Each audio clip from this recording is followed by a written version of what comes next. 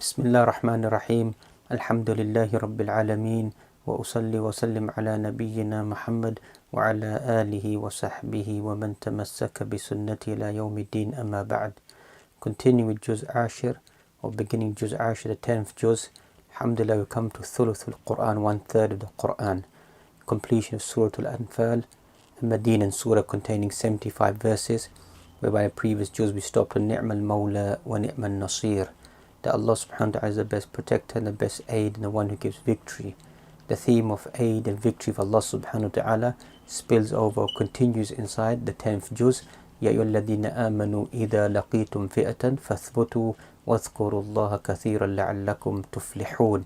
Or you believe, or those of you who believe, إذا لقيتم فئة, if you meet a group, you meet the enemy, فاثبتوا, remain steadfast, واذكروا الله كثيرا لعلكم تفلحون, and remain steadfast and remember Allah subhanahu wa ta'ala abundantly that you may be successful individuals.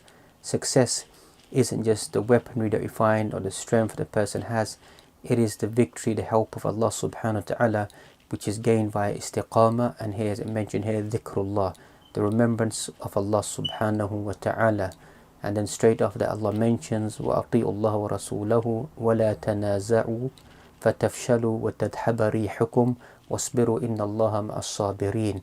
Obey Allah and obey the Messenger. وَلَا تَنَازَعُوا, do not differ amongst yourselves, do not squabble, do not argue amongst yourselves. فَتَفْشَلُوا وَتَذْهَبَ رِيحَكُمْ, that may be that your strength, the wind is literally taken away from you, and you begin to find an element of weaknesses amongst your ranks. وَاصْبِرُوا إِنَّ اللَّهَ مَعَ الصَّابِرِينَ. Indeed, Allah subhanahu wa ta'ala is with the patient individuals. Then again, Allah subhanahu wa ta'ala mentions the concept of focus, of preparing those things that we can do that concern us. وَأَعِدُّوا لَهُمْ مَا اسْتَطَعْتُم مِّن قُوَّةٍ وَمِن رِبَاطِ الْخَيْلِ. Prepare all forms, deeds of warfare in preparation. And then as we know that, then place your trust in Allah subhanahu wa ta'ala, and thus the end of the surah begins to speak about how Allah subhanahu wa ta'ala, if there's 100 amongst you who are patient, then Allah will send down 200. If there's 1,000 of you, then He will send down 2,000 angels to preserve and to protect you if you have patience. Then the surah concludes, or it enters, or actually the surah actually continues, as many ulama tafasir it goes into Surah Al-Bara, or Surah At-Tawbah, the 9th surah of the Quran, a Medinan surah containing 129 verses. And you find that the flow of one surah Al-Anfal goes into Surah At-Tawbah, and the reason for that, as we mentioned, is that the theme continues, that the theme inside Al-Anfal continues inside Surah At-Tawbah, is one view that exists inside works of ulama of tafasir. The difference here with this surah is there is no basmala, there is no Bismillahir Rahmanir Rahim. The surah just begins as if it's continuing from Surah Al-Anfal. Ulama mention, however, there are still 114 basmalas inside the Quran, because there's 114 surahs. The missing basmala, or the missing Bismillah Rahman Rahim, is found inside Surah An-Naml, the 27th chapter of Quran, the letter that Bilqis, that she writes to Sulaiman alayhi salam, whereby the Quran mentions وَإِنَّهُ مِن سُلَيْمَانَ وَإِنَّهُ بِسْمِ اللَّهِ الرَّحْمَنِ الرَّحِيمِ. Indeed, this is a letter from Sulaiman, or sorry, the letter that Sulaiman wrote to Bilqis, and it begins with Bismillahir Rahmanir Rahim. And in this surah we find a total rejection of al-mushrikeen, and likewise al-munafiqeen, the rejection of their beliefs, their concepts, their actions, and exposure of these individuals. And that Islam or faith isn't just a token service for the actions of even looking after the Kaaba that the mushrikeen were praising themselves about, and even possibly to us Muslims as well, that we take it for granted that we're Muslims and we do certain symbolic gestures towards Islam. It's far deeper than that the Quran mentions. It's not just about a external servitude, it's one of belief in Allah and the last day.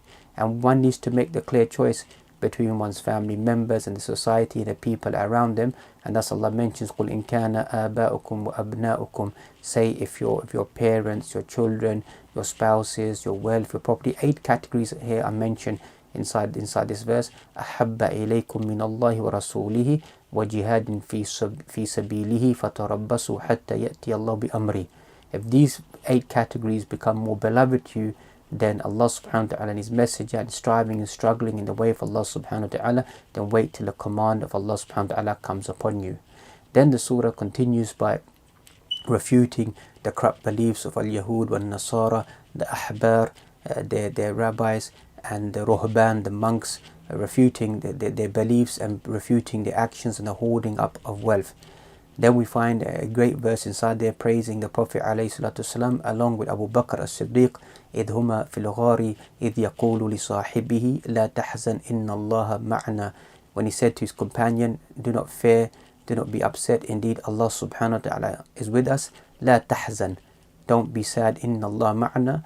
And this whole phrase, لَا تَحْزَنْ, a whole book has been written upon this one phrase, لَا تَحْزَنْ. Person go back and study this book, La Tahzan, do not fear, do not be sad. Likewise, Allah subhanahu wa ta'ala, the mentions concluding his Juzz twice, is mentioned inside the Juzz, slight different in the wording where we find, فَلَا تُعْجِبْكَ أَمْوَالُهُمْ وَلَا أَوْلَادُهُم. Don't let their wealth and their power and their progeny, do not let that startle you or mesmerize you or take you away from your focus. Indeed, Allah subhanahu wa ta'ala only wants to punish them via their own wealth and via their own children, etc., to become a fitna for them. And indeed, the disbelieving individuals will spend their money to derail people away from the path of Allah subhanahu wa ta'ala. And then the Juzz concludes by speaking about characteristics of believing men and believing women, characteristics of the opposite of the hypocritical men and women, and certain traits and characteristics that one should stay away from, making Islam as a mockery or making jokes about Islam.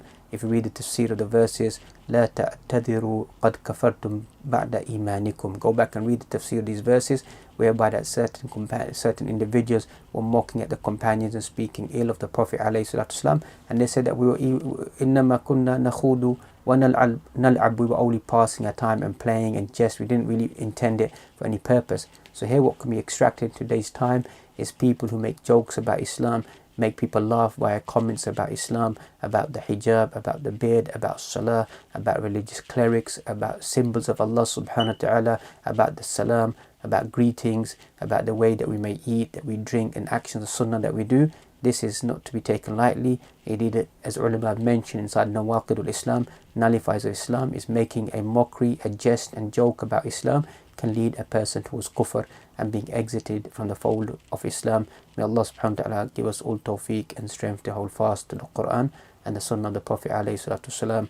وَقُولُ قَوْلِ هَذَا وَأَسْتَغْفِرُ اللَّهِ لِي وَلَكُمْ وَلِجَمِيعِ الْمُسْلِمِينَ فَاسْتَغْفِرُوهُ إِنَّهُ هُوَ الْغَفُورُ الرَّحِيمُ.